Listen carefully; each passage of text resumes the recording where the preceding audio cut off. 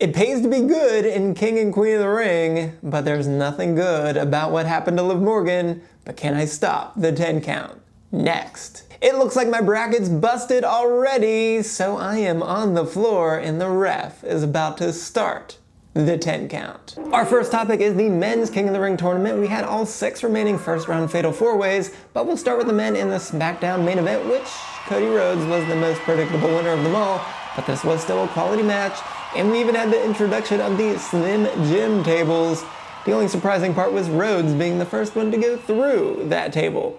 Now, Priest was the only one who didn't have a real moment here, which is a bit of a surprise, but it was also surprising that Nakamura and Andrade both got a chance to hit their finishers, but we knew this was Rhodes all the way, and he did have several nice moves, including a double Cody Cutter, a super Cody Cutter, and then crossroads to both Andrade and Nakamura to beat the win, but this was still a strong showing by all of them.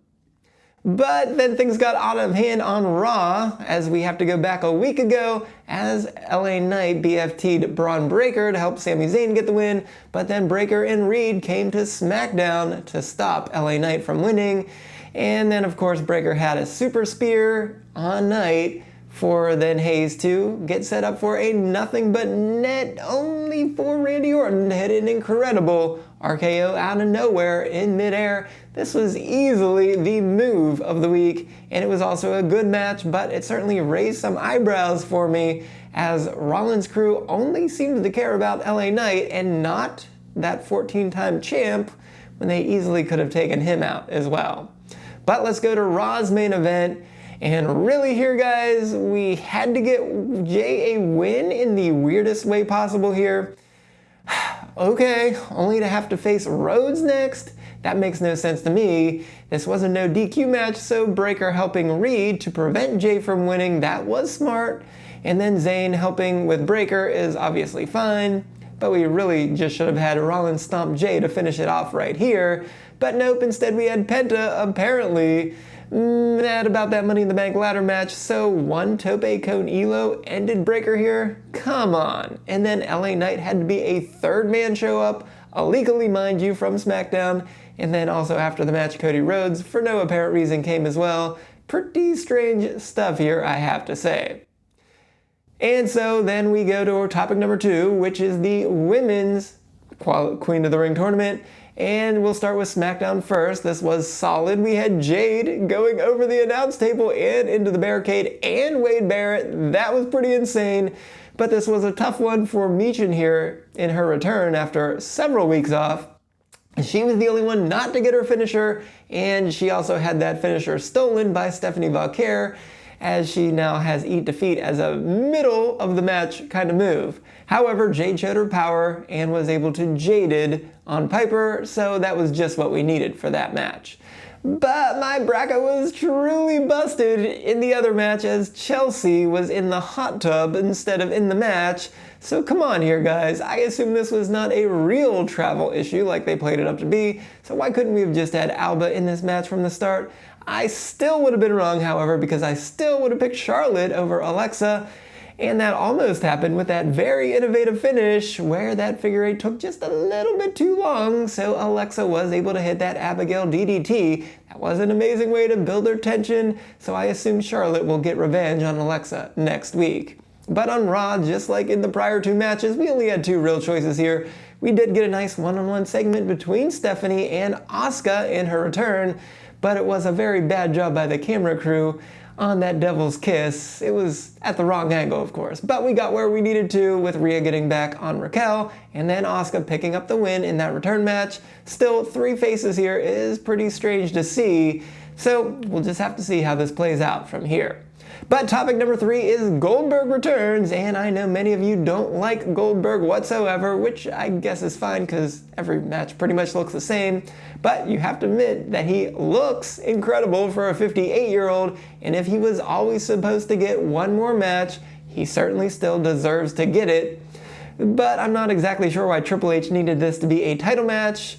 I guess it's because he always gets a title match, as 7 of his last 10 matches are for titles, going all the way back to him beating KO at Fastlane in 2017. So I guess it will be 8 out of 11 to end his career. though I think the outcome is a lot more obvious now that it is a title match, because they could have let him still win if it was a non-title match, but I guess that's not what we're gonna get. And it also surprises me that even though we do need a little bit of time to build this program, that his first appearance was not at Saudi Arabia, since they seem to love him so very much.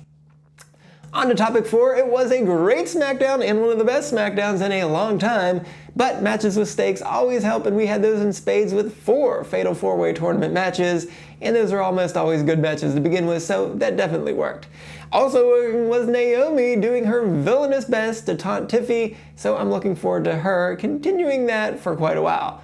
It was a little bit underwhelming for the Wyatt Six in their return. It is still good to see them back in action, so I'm looking forward to see what they have in the future. But how about all those Cena segments? This thing is finally starting to cook. It is exactly what we needed from Cena, as he is now a movie villain, revealing his plan a little bit too early here. Rhodes and Orton not exactly needed here, but they were fine additions, and also LA Knight finally laying some claim to the WWE title is exactly what we wanted. But later CM Punk giving Cena an out before laying into him like only he can was truly awesome. And then R-Truth, of course, not once but twice, blindsiding Cena so that he was able to get himself a match that was obviously not planned, so I'm looking forward to whatever hijinks we might see this week. So let's go to the winner of the week, which is Asuka, and she looked fantastic as always. The face paint was on point, and we, most importantly, did not see any signs of a slowdown from her, so they must have waited for her to get to 100% health. She and Stephanie shared the biggest set piece of the entire night together, and I think WWE immediately needs to click that one into place as something that we need to see in the not too distant future. But of course, she also got the win to advance, and even though I'm not sure the Empress Impact is one of the better finishing moves around, it is hard to win with an Asuka lock in a Fatal 4-Way, admittedly, as Charlotte found out with that figure 8. And I also think Charlotte is the main reason why Asuka is now going to be the heavy favorite to beat Alexa in her next match to go to the finals, so welcome back to Asuka.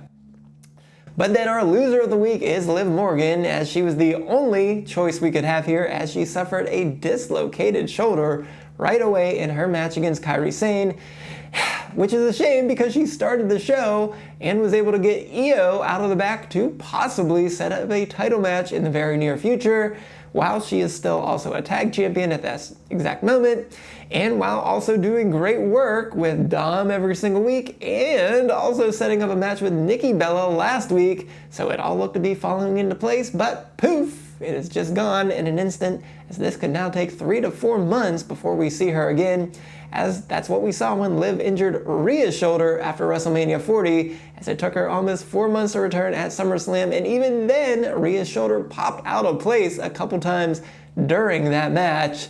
So this is really a shame all around, as Liv was the linchpin to the Raw women's division, so best of luck, Liv, in your return. So let's go to the stats of the weekend. Of course, since we may not see her for quite a while, we have to stick with Liv here.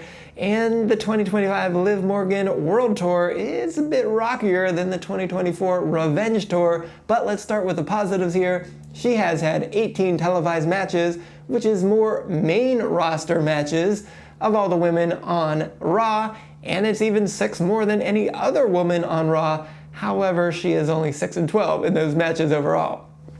But of course, she is now a 4-time Women's Tag Team Champion, which is tied for the second most with Asuka, and one behind Raquel, who has 5, but of course, as a team, Liv and Raquel are first with 4 title reigns, though Liv's 164-day combined reign is much less than Asuka's 323-day combined reign. But I guess for Liv it does help that she never defends those titles, because despite having 2 reigns in 2025, she has 0 successful title defenses, as she is only 3-2 in traditional tags so far this year and 4-3 in all tags. But I guess it's TBD if they get stripped of the titles, because this tag division is basically left for dead.